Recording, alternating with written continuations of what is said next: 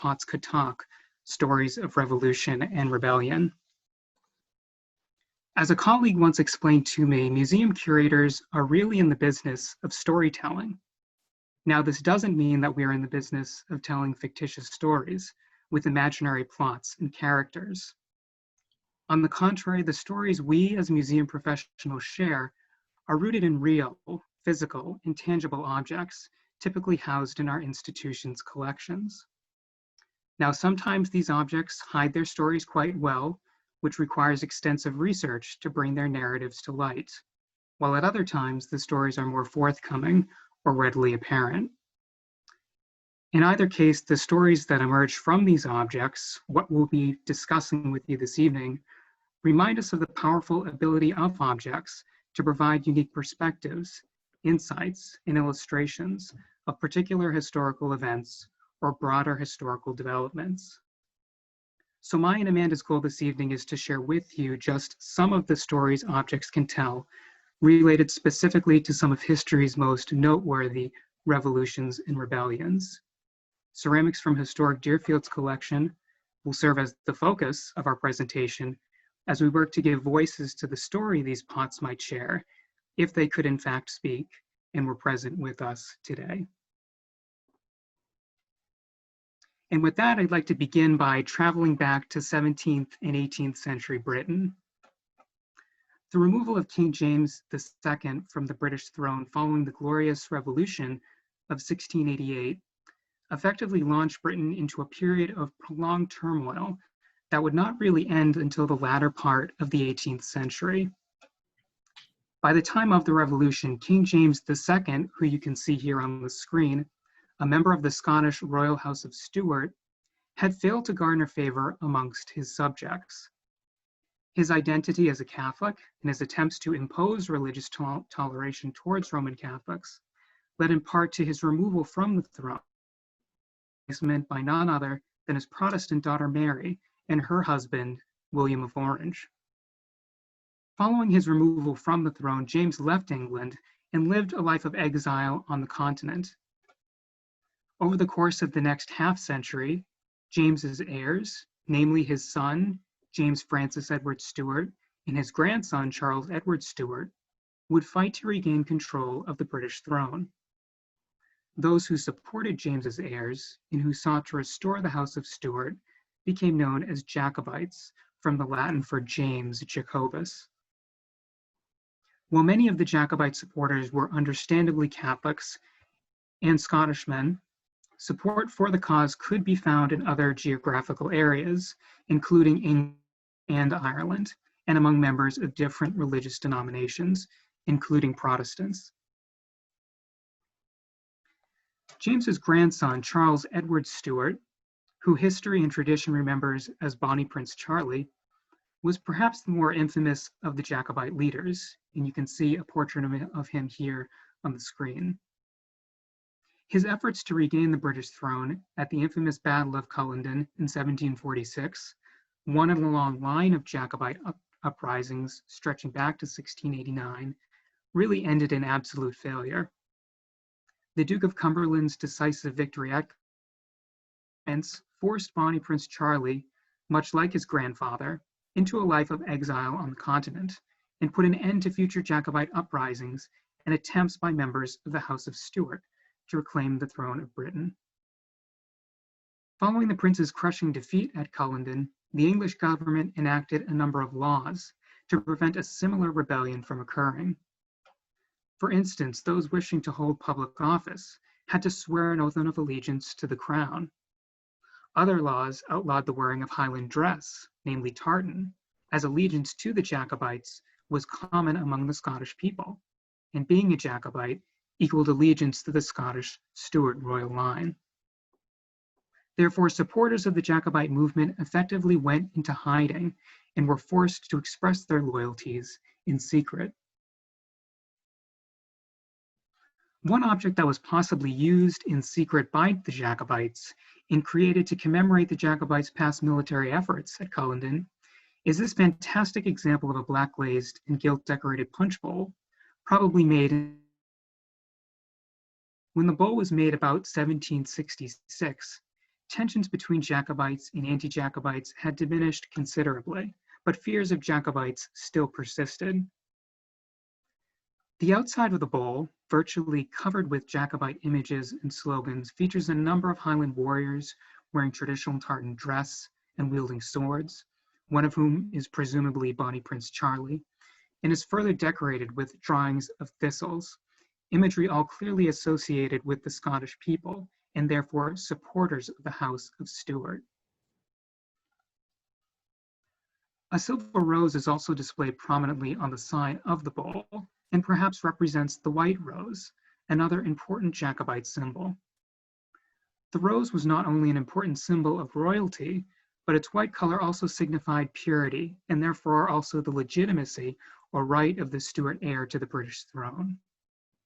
The rose might also make reference to a separate story in which Bonnie Prince Charlie allegedly placed a white rose in his hat when visiting Fastfern in Scotland in 1745. By placing a white rose in his cap, the prince imitated the appearance of a white cockade, a rose-shaped piece of fabric typically worn on the hat, to the development of the white cockade as a Jacobite symbol.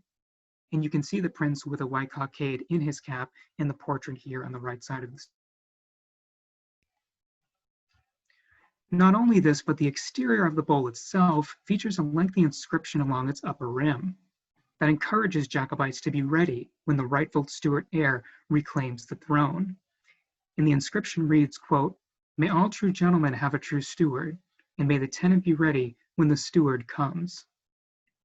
In this particular context, the true steward represents the Steward of Scotland, or more specifically, the House of Stuart, Bonnie Prince Charlie. The slogan clearly expresses a sentiment of hope for the return of the exiled king in the wake of the Battle of Culloden. With its clear Jacobite decoration, the punchbowl might have served a specific function beyond that of a simple commemorative object. It was common, for instance, for Jacobite supporters to offer toasts to the exiled Stuart heir living on the continent, whom they referred to as the king over the water. This practice typically involved raising a glass and exchanging toasts over a bowl filled with water. In fact, the decoration on this white salt glazed stoneware punch bowl, which is also in Historic Deerfield's collection, which features a bust of Bonnie Prince Charlie suspended over what appears to be a small body of water, might, in a symbolic way, make a direct reference to this notion of the king over the water. The black lace punch bowl, therefore, may have been used in a similar way by Jacobites to toast to their exiled king over the water. The punch bowl's copious decoration and lengthy inscription is quite rare when compared with similar Jacobite ceramics. The bowl's design and inscription appear to be matched only by another black glazed and gilt decorated punch bowl in the collections of Brusham Hall in Lancashire, England. The design of the figures and the style of the scratched lettering on the punch bowl are similar not only to the punch bowl in the collection of Brusham Hall, but also to an excellent example of a Jacobite white salt glazed stoneware mug with gilt decoration in the collection of the Metropolitan Museum of Art, which you can see on the right-hand side of your screen. The comparable designs suggest that all of these pieces may have been decorated within the same workshop in Staffordshire. The fact, moreover, that the gilt decoration has survived intact so well on the bowl is also amazing, considering we believe that this gilt decoration was not fired on, but rather applied with a simple size or adhesive.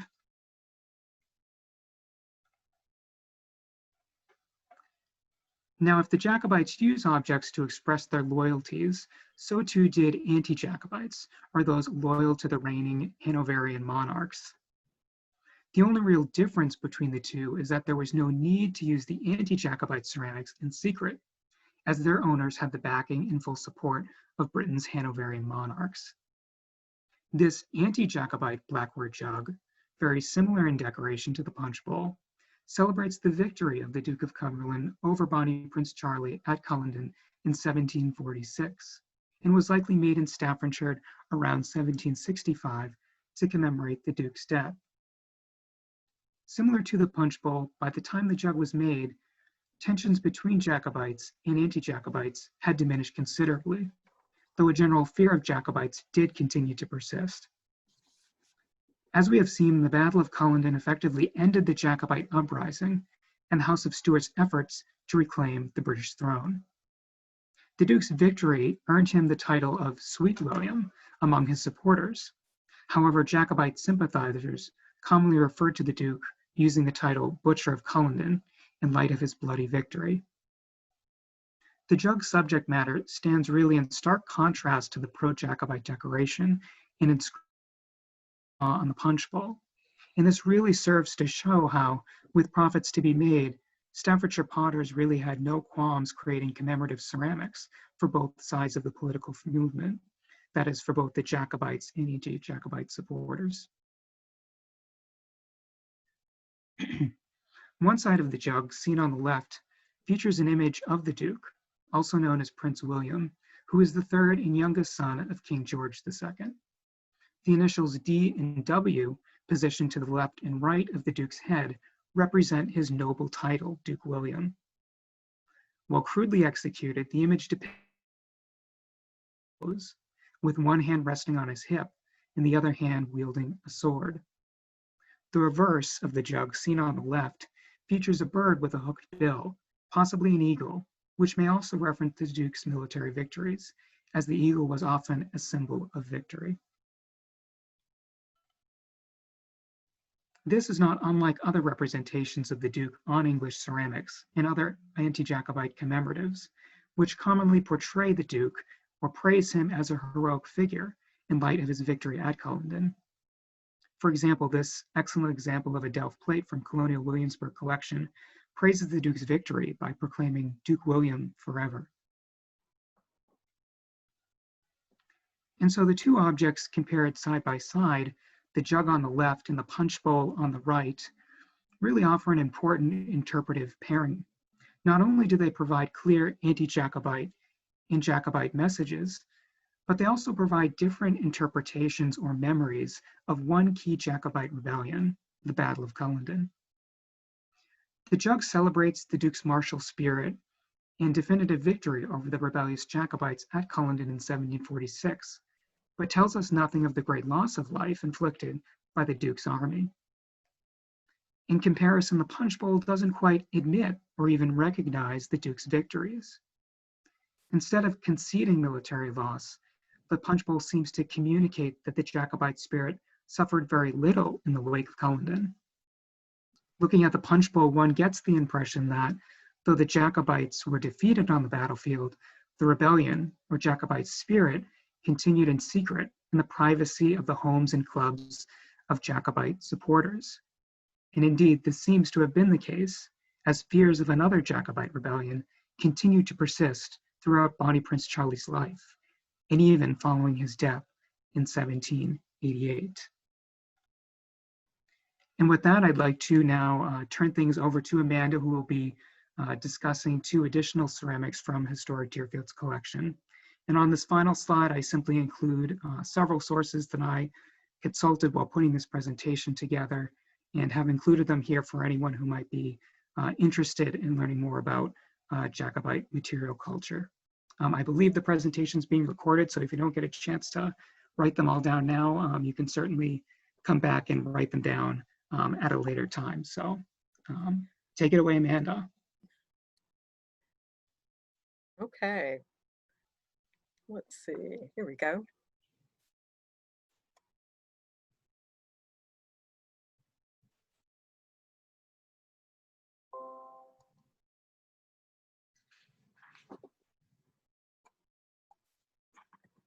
Okay. Well, thanks so much for joining us all tonight. It's pretty exciting to be here with all of you on a nice, cool August evening in Deerfield.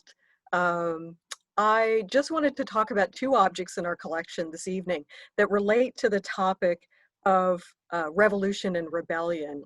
But I also wanted to thank the Decorative Arts Trust for awarding Historic Deerfield a Decorative Arts Trust internship, which brought us Dan Sousa. I have learned a tremendous amount from him.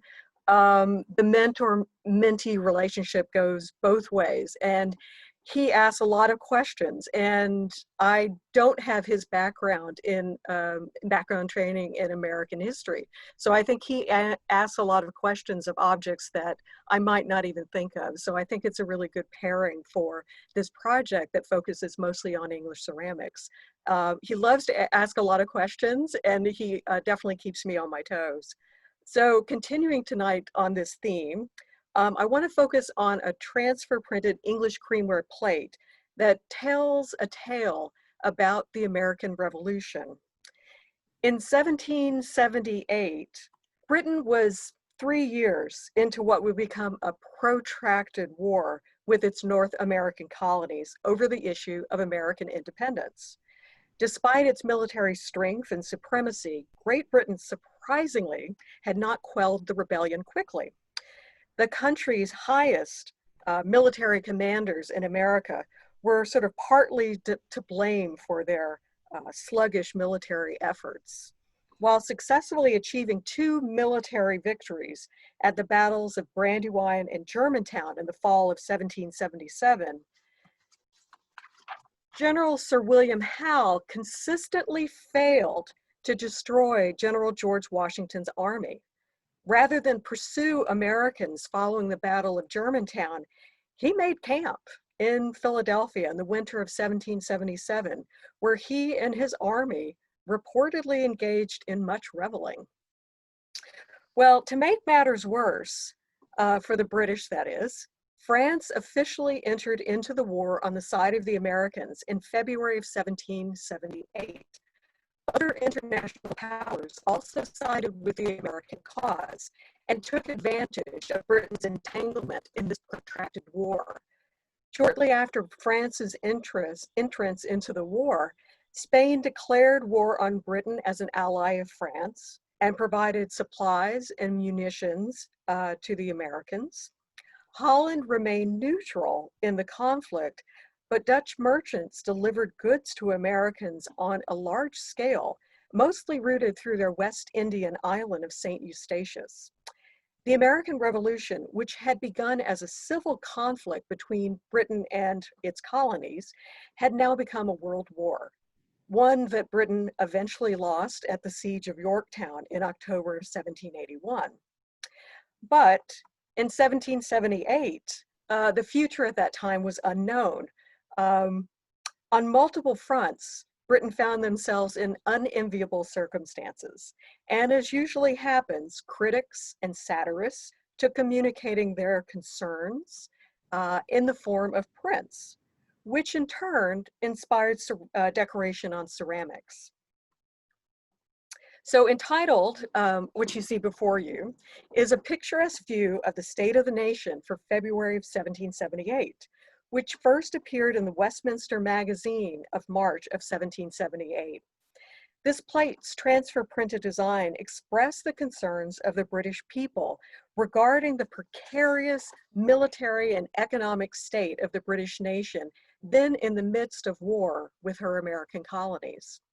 The slightly emaciated cow symbolized British commerce, is being depicted as being harassed and taken advantage of by personifications of several other European countries. A man in a feathered headdress, which is emblematic of America, saws off the cow's horn. Several men standing near the rear of the cow, symbolizing France, Spain, and Holland, are either milking the cow or receiving bowls of milk. The man wringing his hand, sort of nervously like that, to the right of the cow represents Englishmen who were lamenting the decline of their economy. Also in the foreground, adding insult to injury, is a lion, the symbol of the British nation.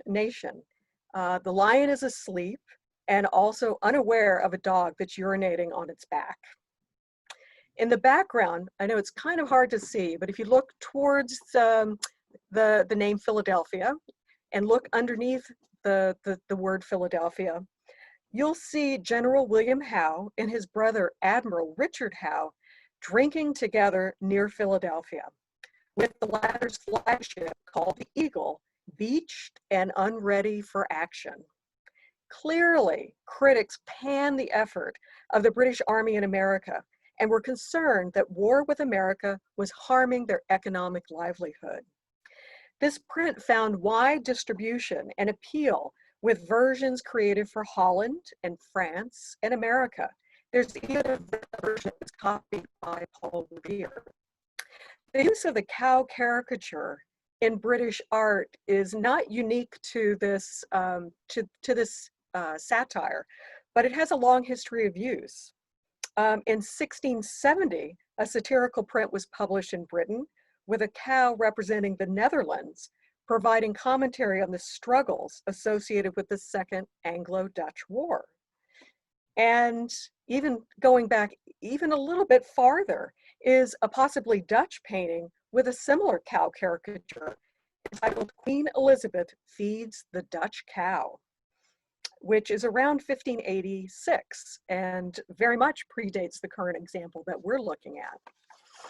Well, beginning in the second half of the 18th century, English transfer printed creamwares were produced in large quantities for both domestic as well as export markets by potters in North Staffordshire and in Liverpool.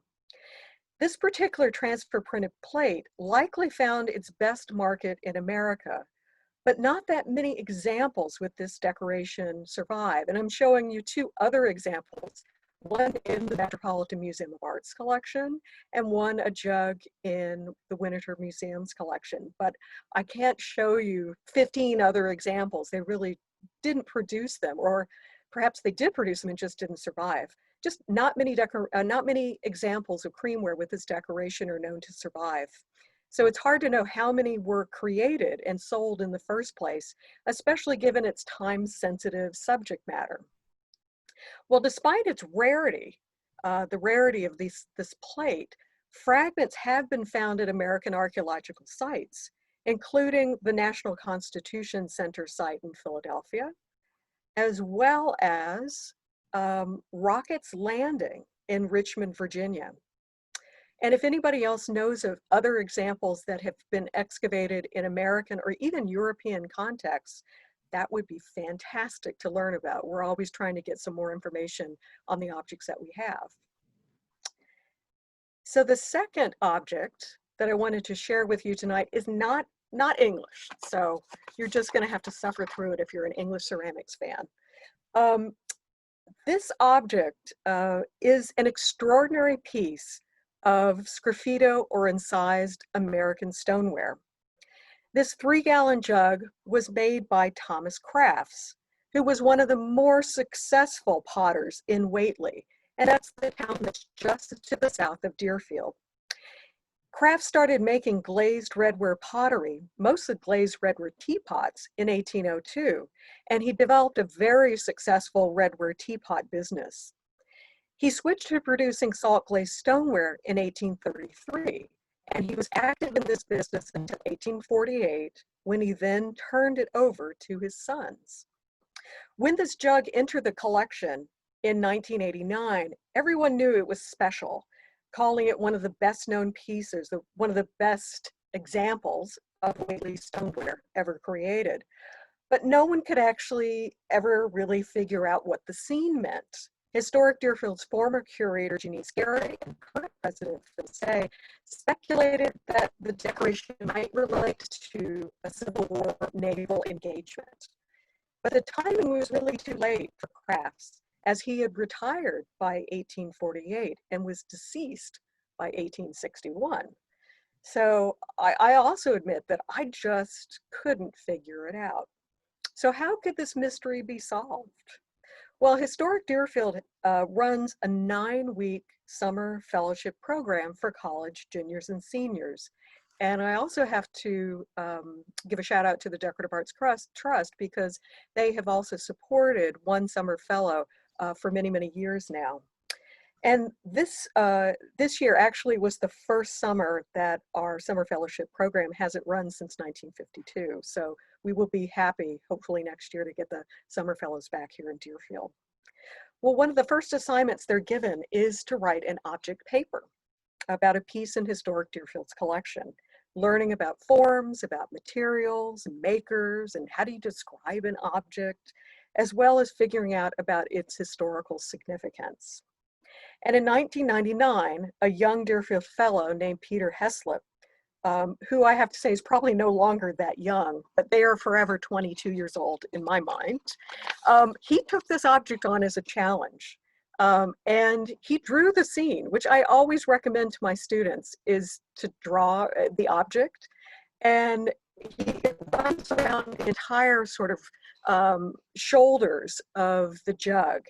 And it depicts a fort flying a British flag from which 4 rowboats have been launched full of men with muskets heading towards an anchored steamship inscribed Carolina. And the crew has her deck, or the ship has her deck on a crew on deck. There's a bellowing smokestack. There's a 28-star American flag flying from the bow. To the left of the ship are fish in the water and a waterfall and a small domed island below the falls. And I'll just take you sort of on a tour of the object. Around its circumference, here they are in boats. Here's the steamship labeled Carolina. There are those fish in the corner. And what you can also see is sort of a potter's mistake, is that the cataract, the waterfall that they were creating didn't look deep enough. And so somebody sort of went back over it and made it much more steep, so that that got corrected in the final analysis. So really the core issue about this object was the name of the vessel. And we were all sidetracked by the name Carolina. And the real name of the ship was the Caroline. And sometimes it can just be as easy as that. Once the ship name was determined, the story fell into place. The jug tells the story of the failed Upper Canada Rebellion, also known as Mackenzie's Rebellion, which was from 1837 to 1838. And this rebellion was an insurrection against the government of the British colony of Upper Canada, which you would know today as Ontario, as well as it was a struggle for democracy and responsible government. A tightly knit group of elite men called the Family Compact dominated Upper Canadian government, and as well as financial and religious institutions, largely through a system of patronage. Parliament member William Mackenzie complained how the Family Compact used their position for monetary gain. In the election of 1836, there was widespread voter fraud, which was supported by Lieutenant Governor of Upper Canada, Francis Head. William Mackenzie and several other members of the legislature lost their seats.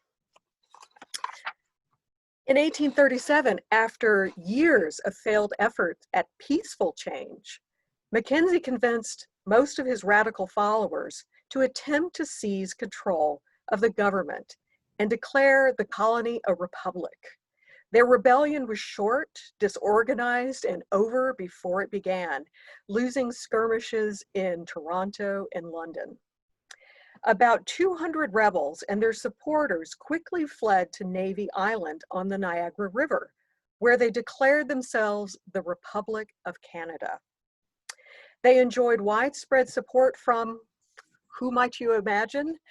The Americans, who supplied provisions via a steamship called the Caroline. On December 29th of 1837, British and Canadian military forces crossed the Niagara River, boarded the ship Caroline, where she was moored at Schlosser's Landing in U.S. territory. One U.S. citizen was killed, who was a watchkeeper named Amos Durfee. The British towed the steamship to the center of Niagara Falls, set her on fire, and sent her over the falls. And here you can see a dramatic sort of recreation in a lithograph of the destruction of the steamboat Caroline. Well, sensationalized and false accounts were published in American newspapers many inflating the dead to 22 Americans. So yet again, kind of like today, perhaps noting that the media doesn't always 100% get things right.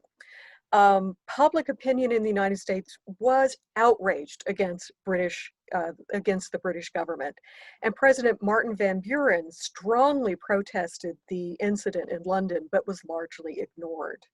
The attack had breached George Washington's 1793 proclamation of neutrality and consequently revived a lot of anti-British sentiment in America.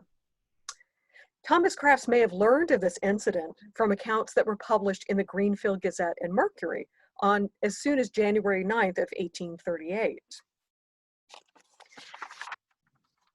But as one mystery is solved, sort of others take their place. Why was Thomas Crafts compelled to produce a commemoration of the Caroline attack? What did this mean to him? Did he keep the peace, or did he sell it? Or did Thomas Crafts indeed create the object? Having his stamp on it doesn't necessarily mean that he created it. Perhaps another working member of the pottery created this jug. There are some questions that we may never be able to answer. So as soon as some are answered, others pop up. So this gives you another taste of one other rebellion that's sort of at least encapsulated in clay. So thanks for listening to us tonight.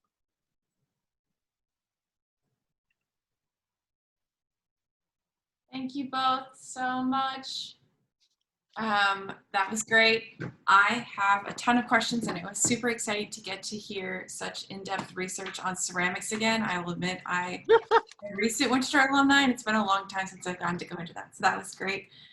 So the first question is, why this topic and why now? What inspired you to be working on this research? You can probably answer that, Dan, but you can start at least. I'll finish.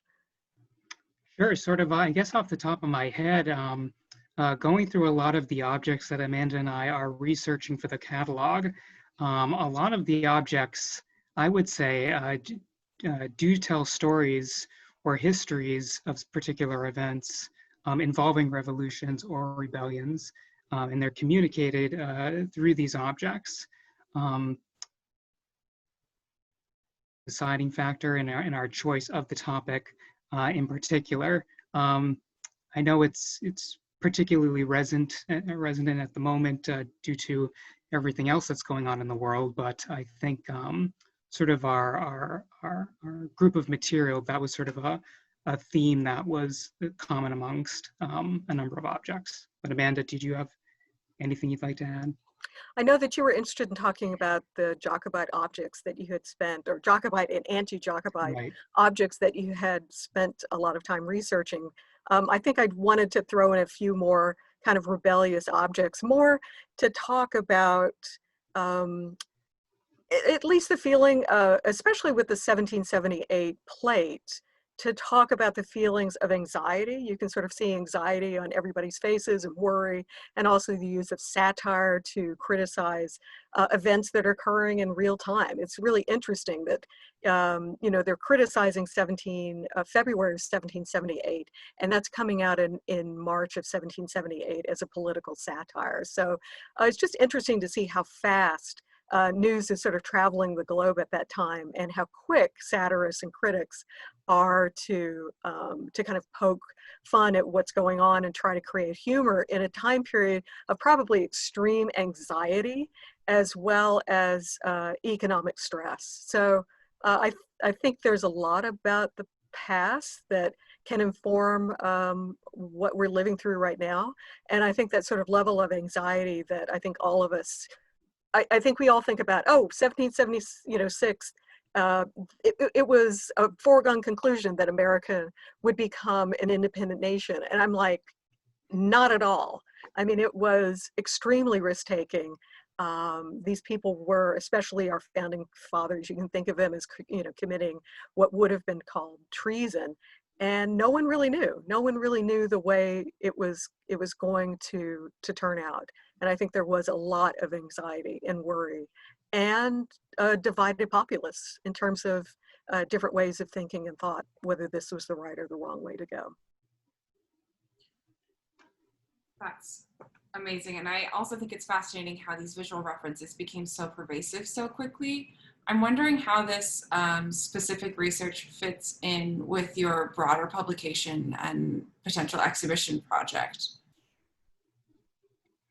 The larger publication is a catalog of the English ceramics collection at Historic Deerfield. It probably fits in to a certain extent. I think more what we're looking for in that larger book or catalog project is to talk about ceramics that were imported and used in the Connecticut River Valley. Historic Deerfield is always sort of focused on place, and we want to know more about what was used here, what was imported here, what were people selling here and retailing, you know, where were they coming from Boston, New York, Hartford, or all of those places.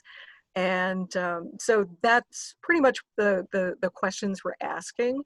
But certainly within the objects themselves, when we do object entries, we're sort of you know, asking those broader questions as well. So that is going to come to a conclusion later this year. We still have a lot of photography to do, some essays to work on, or a bit of essays to work on, but we're sort of coming to a conclusion, and I hope that it's going to be coming out next year. In terms of an exhibition plan, I would say a lot of things have been, you know, put into question since the pandemic began, and Historic Deerfield is going to be reopening to the public next week, next Thursday, September 5th.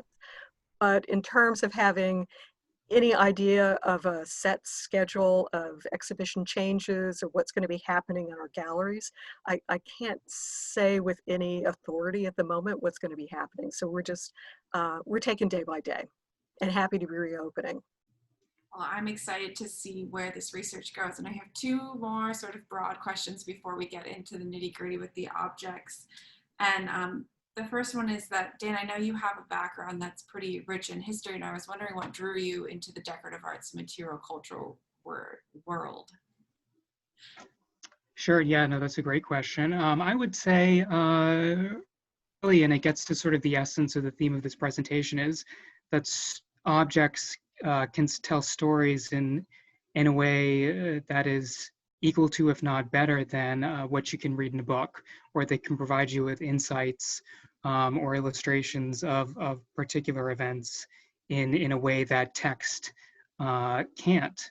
And really, for me, even though I sort of started studying history, my first sort of step into the world of objects actually came with sort of the creamware, transfer printed creamware items that Amanda was talking about in her presentation, with creamware with transfer printed designs, typically with patriotic American themed prints. And that sort of became for me something to link my passion with history to objects. So that's sort of how the connection was made. Always ceramics. Yeah. Amanda, what about you? I don't know if I've ever heard you answer that question. Oh, in terms of how I got interested? Decorative arts, yes. In decorative arts? Mm-hmm. Ooh, a good question. As you said, I went to Rice University in Houston, Texas, which is somewhat known for decorative arts in terms of at the Museum of Fine Arts Houston having the Bayou Bend collection.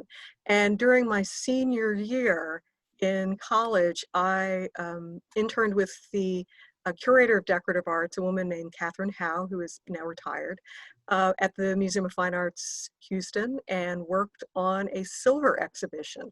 It was called Marks of Achievement. It was, I think, 4 centuries of American presentation silver. And I was, you know, the go-to person to go to the library and research things as strange as, you know, the Super Bowl to the sinking of the Titanic. And so it was a really great way to learn about objects through history. It was a really fun internship, and I really enjoyed it. And one of my professors took, I didn't know much about the Winterthur program, but he took a flyer off the wall and said, "Here, I think you might be interested in this program." And I applied, and very fortunately, I have to say, I was no shoe-in. I got into the Winterthur program and didn't focus on ceramics at that time, but there was an opening in the curatorial department for someone to step into the role of ceramics and glass curator.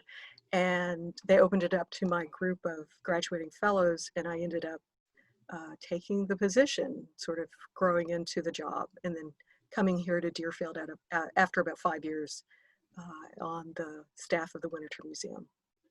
Well, that's great, and we're lucky that you had that experience at Rice University for sure. I hope that a lot of other students are getting that kind of exposure at such a young age. So let me answer some of these more specific questions. So Emerson asks us about the 1778 print on the plates. Yes. And if the artist had any control over the application of the original image. It's a good question. I'll try to get back to it.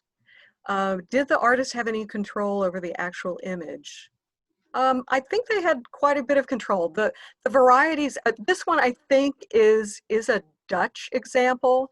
We bought it after we purchased the plate because we felt we needed to have the print source to go with it.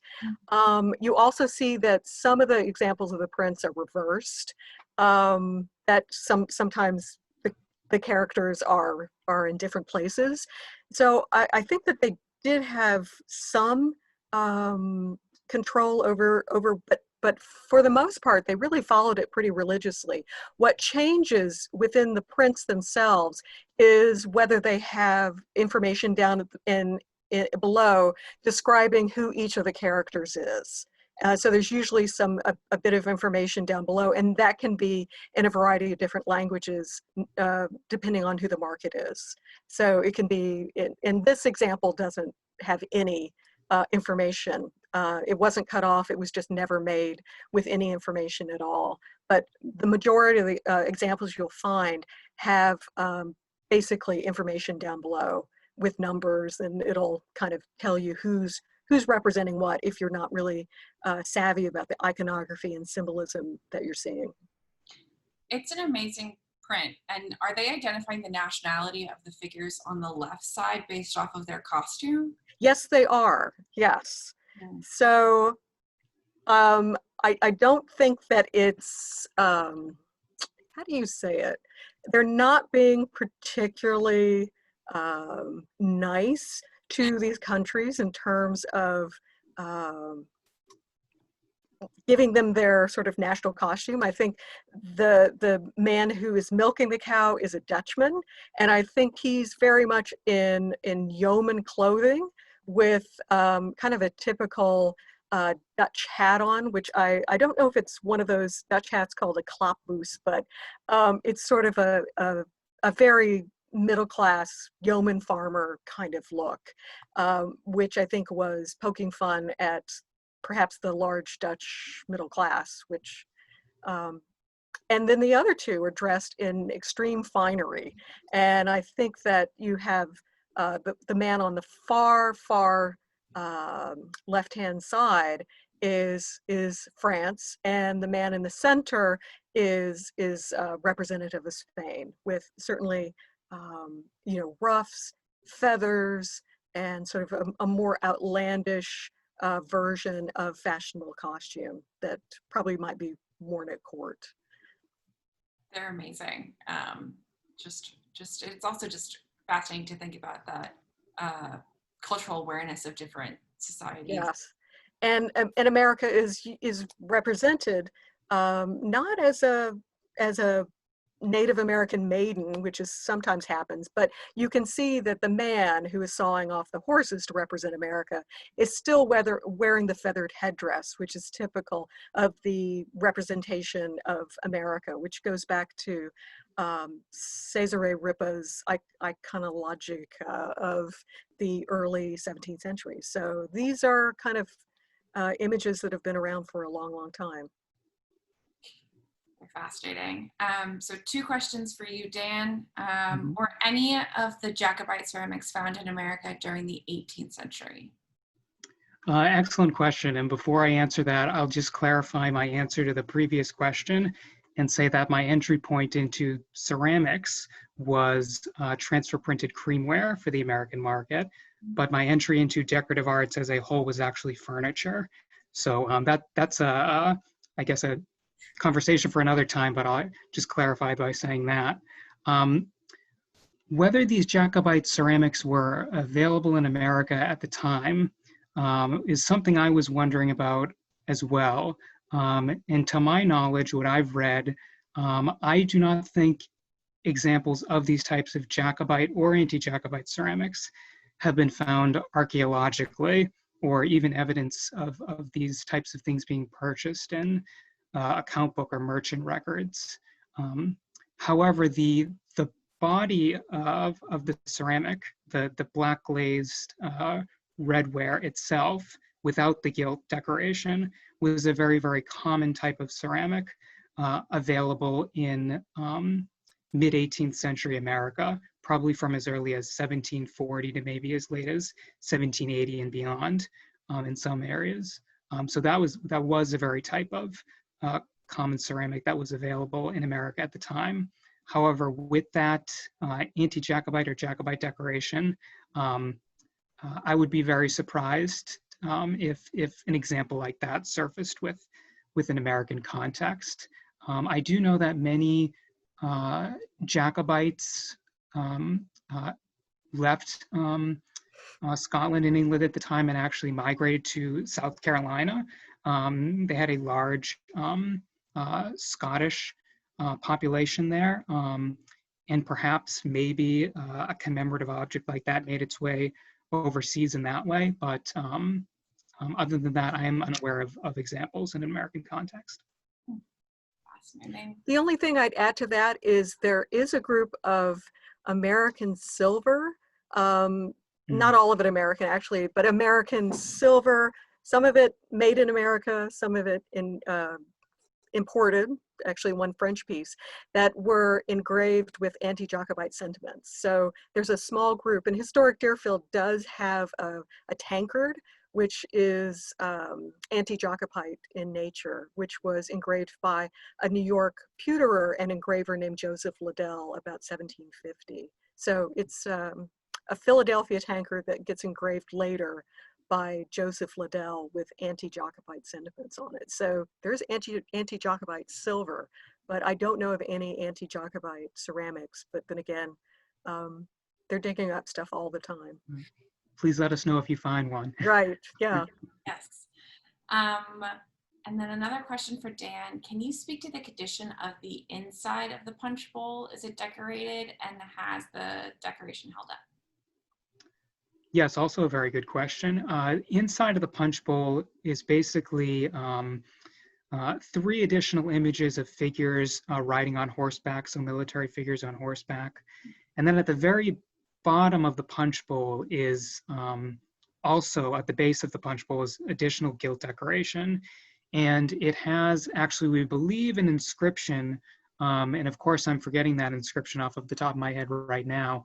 But we do believe there is a second inscription on the bottom of that punch bowl, possibly making reference to Rump Parliament, referring to a Parliament during the time of King Charles II, I believe, Amanda. I think it says down with Rump. Isn't it something like that? Yes, Yeah. something to that effect. It's not something that I've researched terribly, so I don't want to talk about it too much, because I don't have too much knowledge about the context and what that means. But we believe there is a second inscription on the base of the punch bowl. in addition to those three figures. And the decoration inside is less well preserved, I would say, than the exterior. It did see use. Yeah, Yes. it definitely saw some use, but that cold gilding is very fragile. And you could imagine, you know, just, it's not going to take too many bowls of punch for that to start to wear off. Mhm. And just furthering that sort of train of thought, can you speak a little bit more about the popularity of black glazed redware and how it was produced? Sure.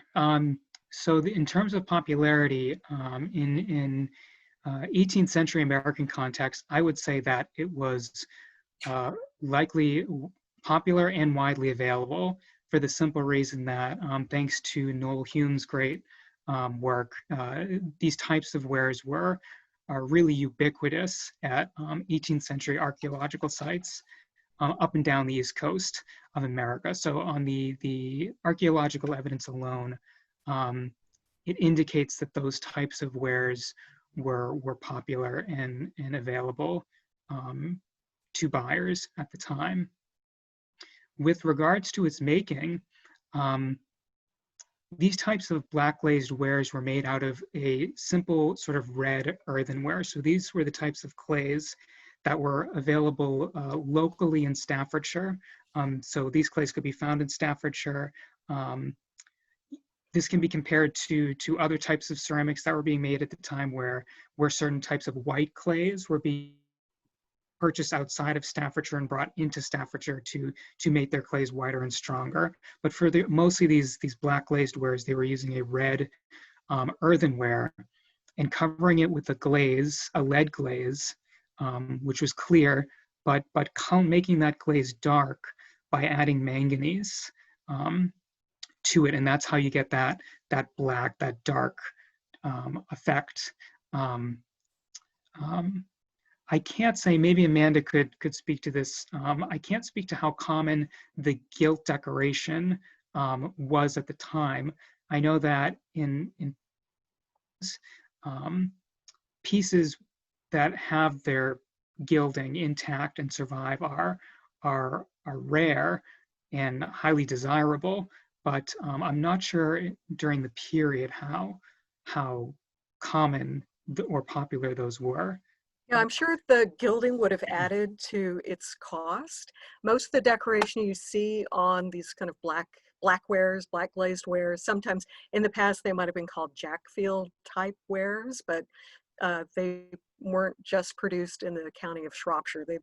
Majority of them were produced in Staffordshire. They have vining on them, so it's the addition of vines and leaves, and then they have the addition of gilding on top of that. It's usually not fire gilding, it's often cold gilding, and that would have raised the price. I'm sure there are examples, even in our collection, of plain, fairly undecorated black wares, which might have been kind of at the low end. But one thing that Dan didn't mention is, you know, what is the inspiration for these black wares? What are they looking at? And I think when you get the combination of this dark, very dark brown, very dark black kind of looking glaze with the addition of gilding on top, it's, you know, it's a very inexpensive version in ceramics of lacquerware, sort of getting that lacquerware look in a ceramic. So it's really not kind of imitating porcelain, it's imitating something else. It's imitating lacquerware. So it's that lure of the exotic at the same time. The gilding process is also, I find learning about it was fascinating in and of itself. With the punch bowl we showed you this evening, the gilding on that bowl, we believe, was applied using a process known as cold gilding, which is basically when this gilding is applied without firing it. So you're not putting it in a kiln and firing it to secure that gold leaf to the body. What likely happened in the case of the punch bowl, which we spoke about this evening, is that this gold leaf was perhaps mixed with a size, perhaps even honey, which is sometimes referred to as honey gilding. And then the gold leaf would have literally been painted onto the surface in large sections. And I believe then those sections would have been allowed to dry and then the decorator would have been able to scratch that gilding away to reveal the designs that are left behind on the pot. Wow. Do I have that right, Amanda? Yeah, for the most part, yeah. What I was also saying, and what we hope to do, and this is certainly a budgetary issue for us, is we would love to take the object to the Williamstown Art Conservation Center in Williamstown, Massachusetts, where they have a scientist on staff to analyze the object, not for the gilding, but for what looks to be silver over gilding. I think you may have seen some of the slides that show interspersed that white, sort of so-called white rose. It would be very interesting to find out what is, how was that created? Is that silver that's tarnished? Is it platinum? Is it something else? Well, maybe not platinum, but since that I don't think what was discovered until later, but it would be interesting to find out a little bit more about how that effect was achieved. Yeah. You've got a cat. Yeah. Zoom bombed ya. He's my timekeeper. Excellent. I just have one more question, and I'm sure you don't have a definitive answer for this, but do you have any sense of what would have been in the punch bowl? What kind of drink they were consuming out of it? Gosh, Amanda is far more better read in food history than I am. My guess would be any number or variety of alcoholic beverages. But Amanda, can you speak more about that? It's a primarily punch bowl served punch. So you're talking about a citrus-based beverage, so limes and lemons, maybe oranges, and squeezed with spices, with an alcohol, sometimes rum, could have been other types of alcohol as well, like a brandy, water, sugar, and mixing those things together in different quantities. And there are tons of recipes for punch, but usually that was what is served in those bowls.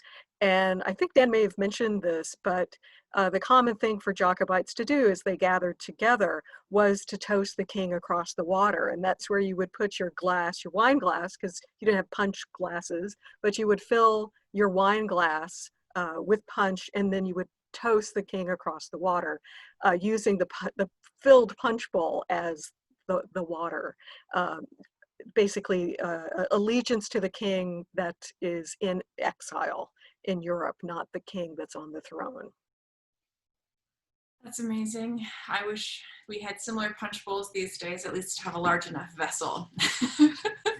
But to wrap it up, thank you so much, Dan and Amanda. That was an amazing presentation and great discussion. And we are so excited to share this research and to share everything that you have going on at Deerfield. And thank you to all of our audience and our participants for joining us this evening. And thank you for your questions. You will receive an email within the next couple of days that's going to have a survey about this program, as well as a recording of it and a short blog post.